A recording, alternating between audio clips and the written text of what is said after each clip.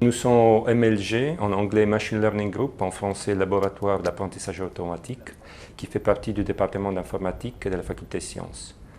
Et donc, notre intérêt de recherche concerne surtout les méthodes automatiques pour extraire de l'information à partir de grandes quantités de données. Et ceci demande donc l'aide d'outils automatiques, d'outils informatiques qui puissent aider l'être humain à extraire de manière automatique ou semi-automatique l'information.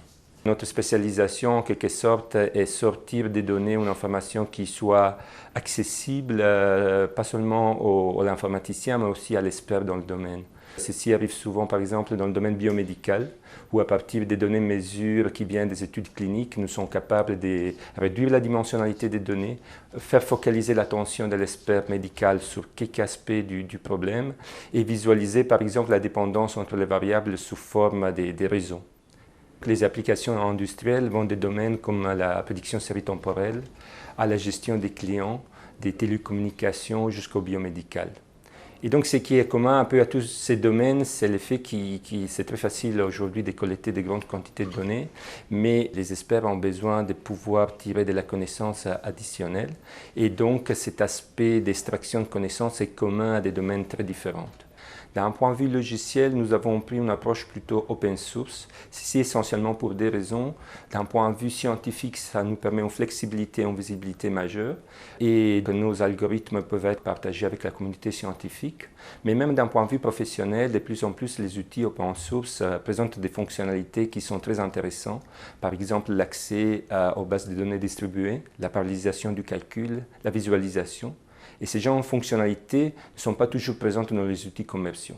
Et donc cette philosophie open source, ça nous permet d'intégrer une qualité dans la recherche et une flexibilité aussi dans nos applications plus industrielles. Nous avons travaillé récemment dans plusieurs projets avec des applications différentes, par exemple la détection fraude pour la sécurité sociale, l'extraction d'informations à partir des bases de données géographiques ou la prévision de séries temporelles pour la logistique. Récemment, nous nous concentrons sur trois grandes directions de recherche. L'extraction des connaissances à partir des données issues des réseaux capteurs sans fil. Donc, cette nouvelle technologie nous permet maintenant de monitorer en temps réel des environnements qui sont souvent dangereux ou inaccessibles. Et il est intéressant de pouvoir extraire de manière continue et séquentielle à partir de ces données une information relevante pour la personne qui veut monitorer un environnement. Une autre direction de recherche est l'inférence des réseaux à partir des données génomiques. Ceci est plutôt dans un contexte biomédical, bioinformatique, en collaboration avec des équipes médicales qui s'occupent des maladies comme les cancers du sein ou le diabète. Nous essayons, à partir des données mesurées, d'apporter une valeur ajoutée, une information qui puisse être utile pour les médecins pour comprendre les causes et le développement de la maladie. Au niveau des formations, il y a essentiellement trois possibilités. Les formations canoniques pour les étudiants en informatique, donc nous donnons des cours d'apprentissage automatique, des méthodes statistiques pour les masters en informatique et en bioinformatique. Il y a une deuxième possibilité sous forme de formations continues.